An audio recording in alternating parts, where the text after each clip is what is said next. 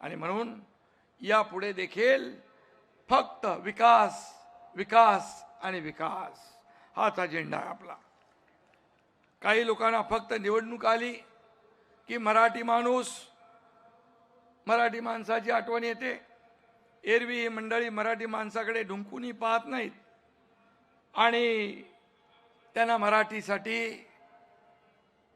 काही करावं असं वाटतही नाही, वाटलंही नाही.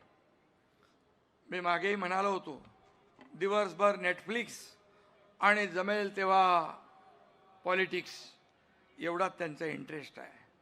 आणि म्हणून 5 साल घर में और चुनाव आया तो मुंबई खतरे में, अशा प्रकारचं नेहमीचं पालपूत जे आहे ते लावतात. अरे मुंबई काय रेल्वेचा डबा आहे, कुठेही काढला आणि कुठेही जोडला असं होत नाही. मराठी माणसाची आजची जी अवस्था आहे, हे त्याला हेच लोक जबाबदार आहेत.